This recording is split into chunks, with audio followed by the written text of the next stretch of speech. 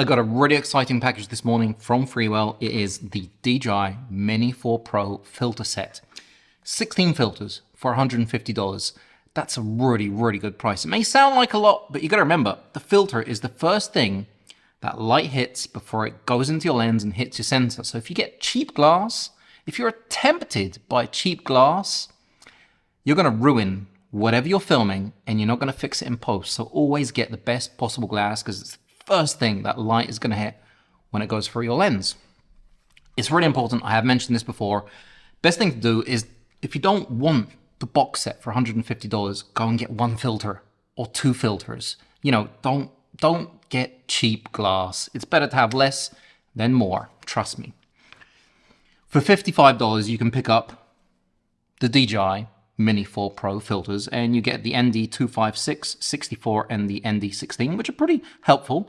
They're nice. They're in a tiny little box like this. But if you want a cleaning cloth and you want the ultimate DJI Mini 4 Pro box set, that I gotta tell you, I've used filters from Freewell for a long time, and I am 110% confident in the quality of their product.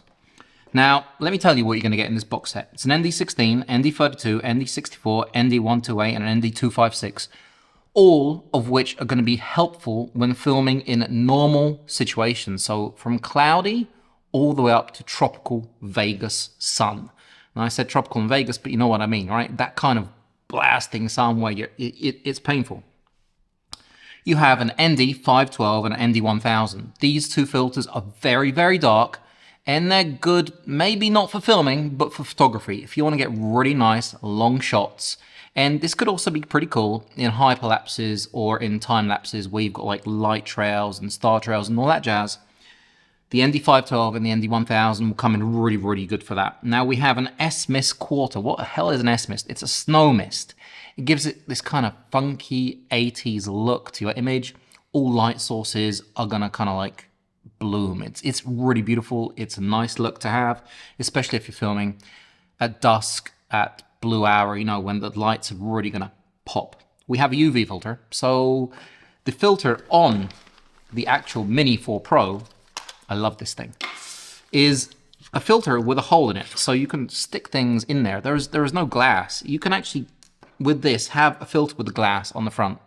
So if you're worried about your lens getting dirty, broken or something, then you can stick on the UV filter from Freewell. And getting these filters on and off is really easy. You basically just twist it on and twist it off and boom, it's on there.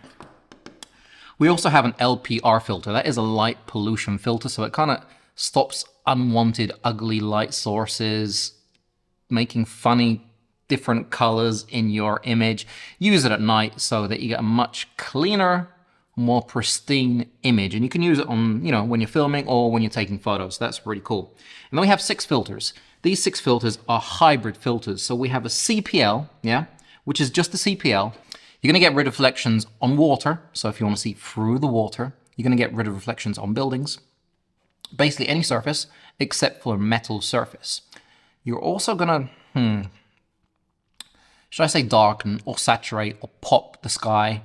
So if it's kind of a bit bland, you twist it, it's gonna like pop. But the minute you start moving your camera, it might change, so be aware of that. It's basically a really nice filter. And what they've done is, because so many people use this filter, they've given it not only as CPL, but as a CPL, ND16, 32, 64, 128, and 256. This box set leaves 2 little spaces. And the great thing is Freewell, unlike the old version, have designed this box so that you can close it with the original filter from the Mini 4 Pro, which makes me happy because the last one, I couldn't get it closed. So yeah, $150 for this set. I got a lot of questions before about it affecting the gimbal, breaking the gimbal on the Mini 2, Mini 3. Well, I've never ever had that problem, and Freewell have done a lot of tests to ensure that these filters will not overheat your gimbal, and that it will work really, really well. If you're looking for a fantastic set of filters, or actually any of these filters separately or together in smaller box sets, if you don't have the money for the $150 box set, then you can find the links right down below. And these filters will ensure that you're going to be able to stick to the 180-degree rule, which is important in cinematography. If you have a frame rate of 25 frames per second, your shutter speed should be 1/50. If you're filming at slow motion, 120 frames per second, your shutter speed should be 240. So that is the rule, and basically that will give you natural motion blur. So you can see right now I have natural motion blur. If I would crank up my shutter to 1,000, 2,000, I wouldn't be all blurry here. My hands would be sharp like this. And if I were to put it down, I'd be really dreamy. There are ways to use this to your advantage as a cinematographer. But generally, if you want really nice footage, and I use these a lot, they're maybe not so visible if you're doing Google views, where you're looking down and you're, say, 120 meters above the ground, which you will be allowed to with this drone.